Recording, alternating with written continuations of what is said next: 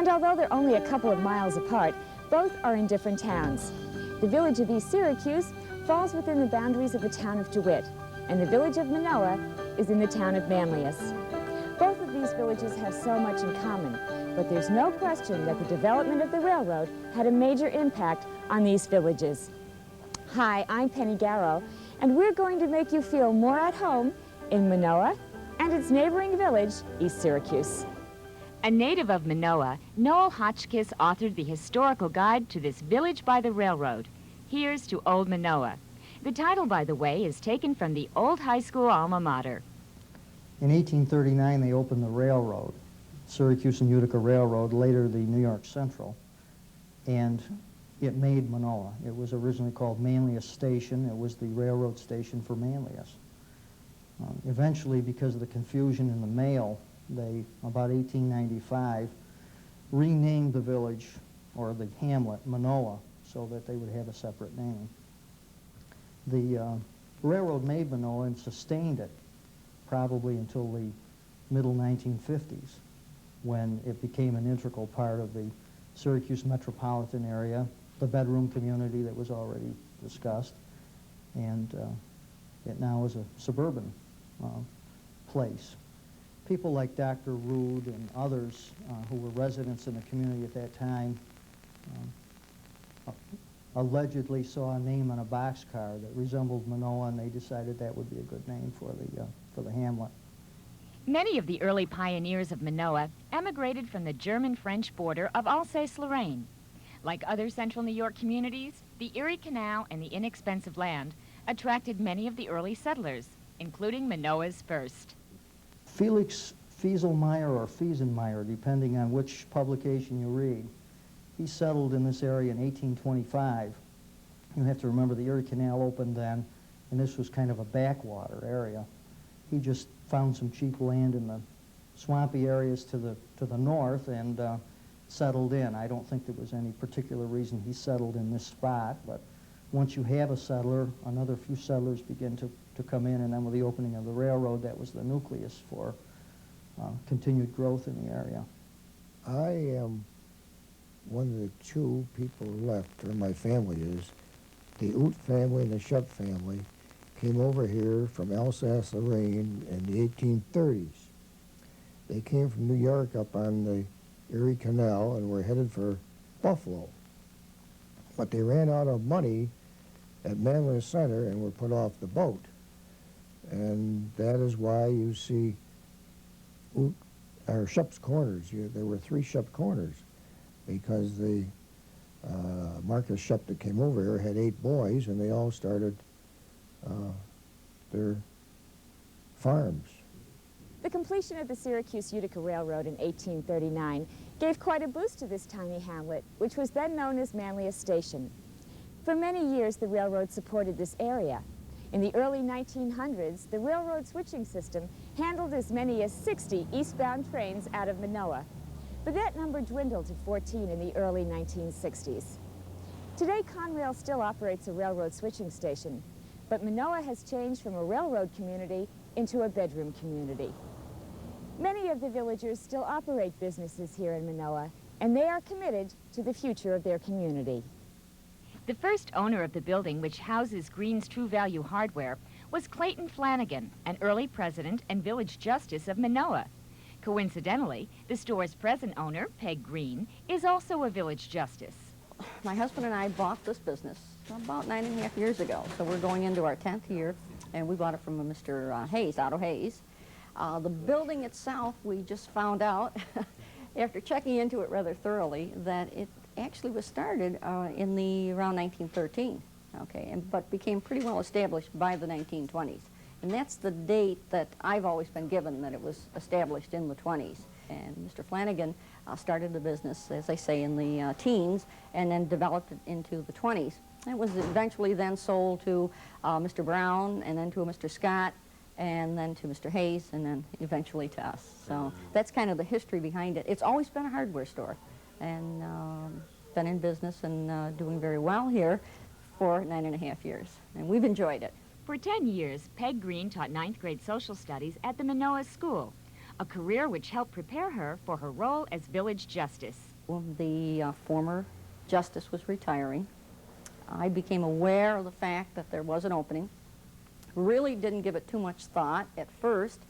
Then as a couple of other people talked to me and suggested that it might be something that I, should get interested in, I did get interested in it, and eventually I ran for the office and was elected again. And it does involve handling cases that originate here in the village. Geographically, I handle any of the cases that originate within the geographic boundaries of the village of Minoa. You don't have to be an attorney. A lot of the town and village justices are not attorneys, but it certainly would help if you were. I'm not an attorney. For the past 63 years, this building has stood on the corner of East Avenue and Main Street in Minoa. Today, McMahon's Minoa Groceries operates at this corner. Well, the building was established in 1922. It was built by Glenn Doyle. And Glenn ran the business until a little bit after the war. And his brother-in-law took it over. And he ran it till probably around June 1969. The building was vacant from June till November. And I first took it over with my brother. We took it over. We were working our regular jobs at that time. And then we were opening up small convenience stores at the same time. So, well, this is it's turned more into delicatessen catering business now, and corner store. In fact, it tries to touch base with everything. It does a little bit,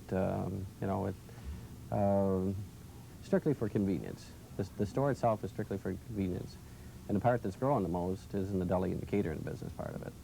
And that's the part that you take out of the store itself. So we don't rely just on being a small corner store. We try to develop a little bit more besides that, too. In the morning, we start off with coffee and donuts. Lucy Schuyler's in here at 6:30 in the morning. She gets coffee going, and then the donuts are here about 6:45. So we try to have some nice, fresh coffee and donuts for the people going to work. And then the people that are coming into the village that are doing construction, they usually stop in here and get a few items, too. One of the biggest businesses in Minoa, which has been across the street from the railroad yard for nearly 40 years, is Carpenter Northeast. Well, Carpenter Northeast, we started in business back in 1946. We have been in the business of supplying mobile offices and office trailers, implant offices, guardhouses, coming to Minoa back in the late 60s. Just moved into our new building here this year. We've got about 5,000 square feet. We just replaced a 1,100 square foot modular office, which we lived in for many years, all of my years here with the company. We've been a good customer of the village here and the railway people. Your own services have been customers of ours. We appreciate that very much. We've come to enjoy the company and the neighbors out here. We've lived, I think, a good relationship with them over the years. Just up the road from Carpenter Northeast is Minoa Auto Parts. This business has also stood across from the main rail yards for years. At one time, there was a feed store and corral across the street to care for livestock let off the trains during stopovers. Today, Ed Pastoff continues the family business. My father opened it in 1938, and it was basically a used parts place where people could come in and fix up their old antique cars. And he developed into auto repair from that and gasoline sales. And the next change, he put an addition on, and I think it was 1942. He put a small addition on, and then again in 1947. We recently have put another addition on to add a body shop and a new office area and customer waiting area. And this was put on last year. A lot of people from the city seem to think that Minoa is out in the sticks, but living here all my life, I don't feel it's that way at all. We're only just a few minutes from the city, and there is a lot of local traffic, plus traffic that's just going through town. First of all, we're trying to make the customer happy. We're doing quite a few aspects in general auto repair and collision, and we do 24-hour towing. And there are not too many garages around this local area, so we have to do our best to try to satisfy everybody. Well, we opened up September 19th, 1962 at 9 a.m. in the morning. And the population of the village at that time was 1,100 people, which made it a little bit tight for us to operate. And I will say the people of the village have been super right from the start. Things were a little tough. They kind of figured I might only be here for a few months, but once they realized I was here to stay, they accepted me, and it's been just like old hometown since. We started out, again, back in 1962 with a big payroll of 10 people, and at the present time we employ 40 part-time and full-time employees, and we try to keep them local. As you're standing in here, you could see why the people are so friendly. I mean, it just makes working a type of pleasure most of the time. The people here are just like being home. Yeah. And as the town grew, we try to do the same. We were a store of 7,000 square feet in 62, and in 72 we enlarged to in the area of pretty near 14,000, and then in 81 we went to 21,000 square feet. We tried to grow with the community and tried to put back into the community what they gave me. One of the more colorful early residents of the village of Minoa was Conrad Shoemaker. He was elected to the New York State Assembly in 1864. Mr. Shoemaker acquired a wooded portion of the Cicero Swamp and set up a business contracting to sell wood to the railroad for fuel. Well, this seems like a very honorable business, but there is a little twist to it. It seems that Mr. Shoemaker sold the railroad the wood in the morning, stole it back at night, and then resold it the very next day.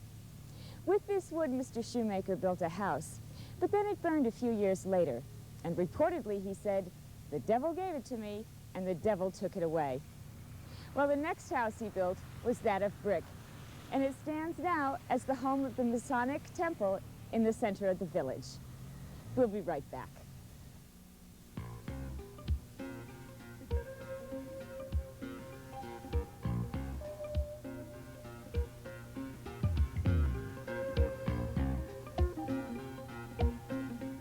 Hello, I'm Dolores Brooks with Gallinger Real Estate Better Homes and Gardens, and we're here at Mallard's Landing, Manlius, to show you the newest Paul Fowler patio homes and townhomes.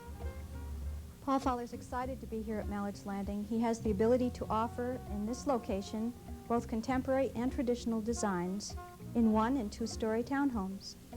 In our patio unit, we offer a large living dining combination with vaulted ceilings and traditionally painted trim. The master bedroom in this unit is not only large, but provides terrific wall space. It also allows you to walk out to a private patio. Buyers are looking for elegant bathrooms today. Paul captures this well by offering jacuzzis, separate showers, separate sinks, tiled floors, in a masterful use of space. A distinctive feature of the home at Mallard's Landing are Palladium windows. This kitchen has an abundance of cabinetry, a large pantry, and oak trim. One option offered by Paul Fowler is a finished family room level, a second fireplace, a large guest room, an additional bath, and sliding glass doors to your own private patio complement this space.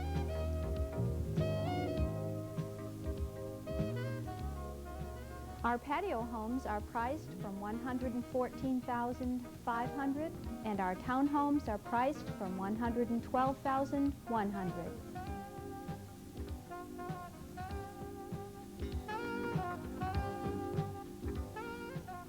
Our Paul Fowler models are open both Saturday and Sunday afternoon. Consult your local newspaper for time and location. We met Russ Shep, Minoa's former mayor, earlier. For several years, Russ Shep and Son Funeral Home, operated by Russ and his son Tom, has been a part of the Minoa business community since 1936. Russ took us back through the years of government in Minoa. In 1910, our first president, Mr. Twilga, started the fire department. Later on, Seward Lewis, who was also president, they didn't call them mayors then, he built the firehouse and started improving the roads. I remember when this road out in front was mud. And then Mayor Costello came, and he served for many years. He put in sewers and water. And the reason he got the sewers and water, and everybody joked about it, because Minoa was a Democratic town. And when President Roosevelt came in, he took the opportunity of grabbing the Democratic money. And then Mayor Kalin came in and started a police force and started Leonard Memorial Park, which is on the south side of the village. Then Mayor Lisi came in and he enlarged the police force and started putting tennis courts in the police force. And then I came and my administration filled the park in, took the swamp out and filled the park in. Mayor Julian came in and put rides in the park for the kids. And now this administration is trying to finalize what was started by all the administrations. The village of Minoa was incorporated in 1913, and back then the head government official was called the president. Stanley Terwilliger was elected the first president of the village, and shortly afterward the fire department honored him by naming the organization in his name. Today the government remains pretty much the same, except the title of president has been changed to mayor. Don Crossett currently holds that position. I think the advantages of serving people on the village or the town level are the fact that you're closer to them. I believe the higher up you go and the bigger the office, the more distant you are from the people that elected you to serve. And I think that's probably one of the major advantages to serving on the smaller level, the village level. The corporate limits of the village as they stand now are pretty much developed. There is still a fairly good-sized parcel of property that could be developed on the south side of the village.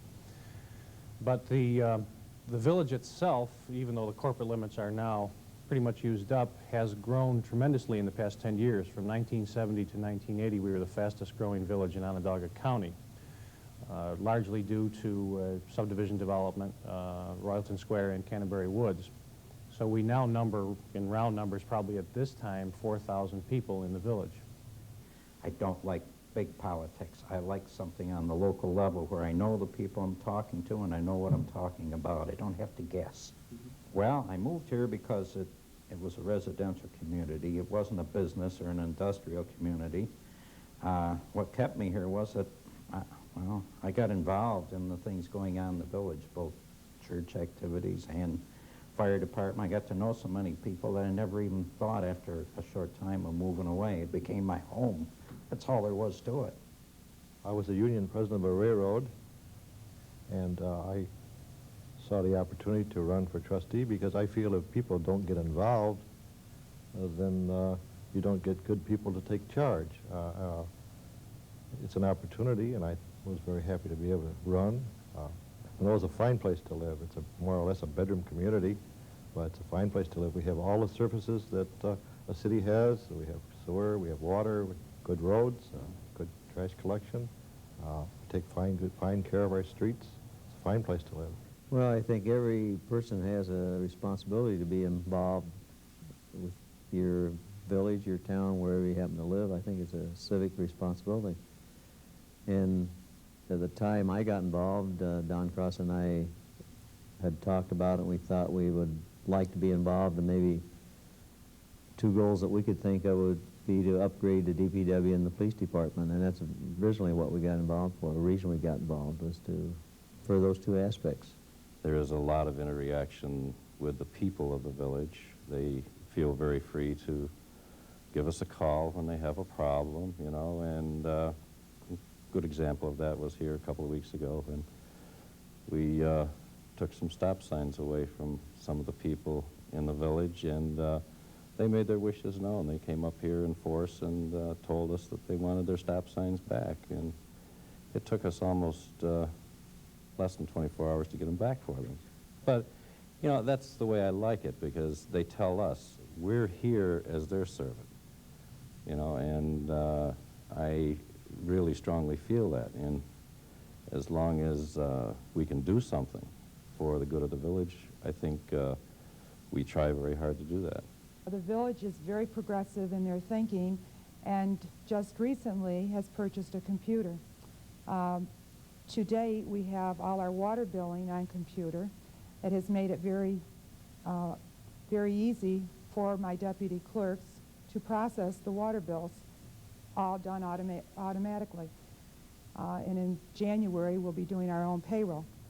In February, our sewer billing will also be put on the computer.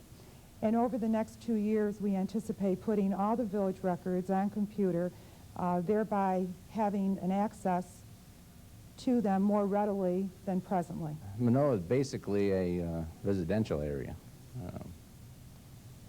We have residential A, which is a single-family units. Residential B allows 2-family units, and A1 is a 1-family unit with a lesser yard requirement. We do not have a lot of industrial. We have some commercial, but the way Minoa is situated, it does not, I don't think it will allow much expansion. One group that is responsible for providing the kids of Minoa with recreational programs is the Minoa-Kirkville Athletic Association. Well, the Minoa-Kirkville Athletic Association formed about 15 years ago. It's one of the few organizations that I know of that has year-round programs. We sponsor programs in boys and girls, basketball, baseball, soccer, and right now we're serving about 900 children in the greater Minoa area with all of these sports year-round.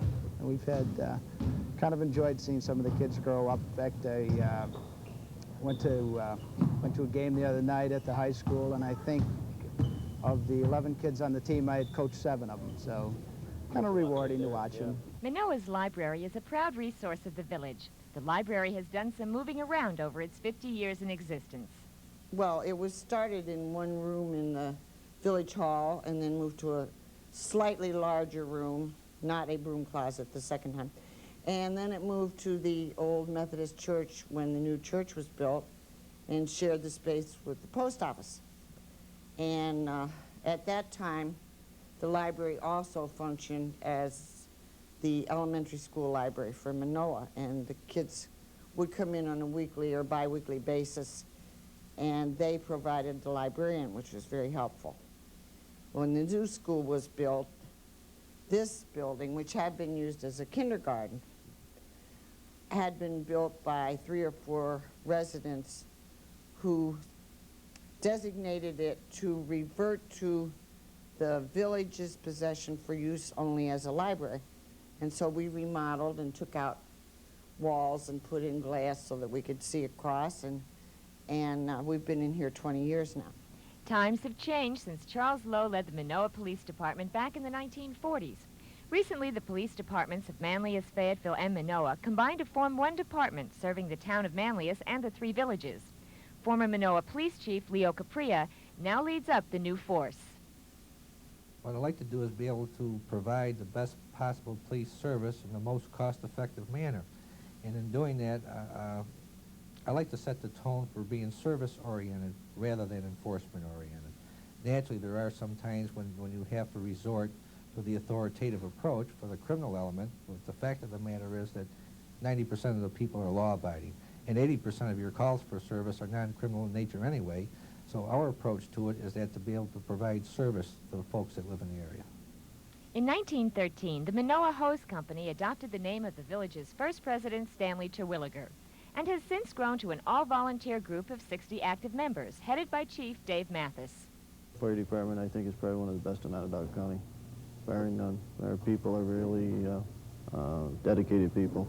They put in the time they have to put in, and they're a really good bunch of guys and girls.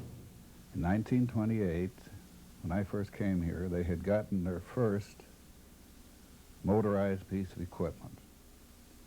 They had purchased a Ford chassis with 2 chemical tanks mounted on it. I can remember fires where they, many fires, where we pumped water out the well and carried it over in the pails and put it into the pumper, and then we used just the booster lines to work on the fire. And in some instances, the water would be running down off the eaves, and the fellows would catch the water running off the eaves and put it back in the pump on the pumper. It was just that scarce. But in spite of that, it was amazing the number of fires that we were able to put out. Minoa at one time had 3 churches. One of them, the German Evangelical Congregation, faded in 1923 and was quickly absorbed by the Methodist Church of Minoa. This is a special time for the Methodist Church as they continue celebrating 150 years as an organized religion in Minoa. The church began back in 35 when a number of settlers had come into the area who were Methodists, and they were at that time connected to the North Manlius Church. And this North Manlius was a larger community than Lyons at the time, or Minoa at the time. And then as Minoa began to grow, then they felt the need for a church of their own, and they built the first little wooden church by the cemetery on Main Street. And with the coming of the railroad into Minoa and the railroad yards, of course, of East Syracuse, that again expanded the area. The old church on East Avenue went into disrepair, and age took its toll, so that this church in the 60s was planned and built. It was planned and built by a Roman Catholic architect. The builder for the church was the same builder that built the Roman Catholic Church, so that we have a common heritage with them. It's exciting to share with any church in its 150th anniversary. Most of us are not even conscious of how long that is. We're talking probably about 8, 9 generations when we think of that. And so Minoa represents that kind of ethos in our time. This whole community, of course, began in the whole period of the canal development and so forth, and agricultural development in upstate New York. With that came what we called circuit riders, which were people on horseback who rode and followed the trails and the migration of people from New York City west and beyond. And this particular area was evidence of that. And the circuit riders set up churches and societies first in United Methodism understanding, and those societies grew to become churches. Minoa obviously was one of those, and we're real proud that it not only lasted this long, but has been such a vibrant part of its community. I think the parish here and the churches here are really interwoven with the history of Minoa. The people, the early Germans who settled in this area, one of the first things they did was try to provide for their spiritual welfare. In around 1835, they start holding masses in homes, in one of the homes of one of the farmers. And just shortly after that, the people who were here, the farmers, got together and donated land about a mile down the road on a corner and gave it to the parish for a church and also a burial ground. The church remained down there, a little ways outside the village, until in the 1920s, so you're talking the first 90-year history of the parish.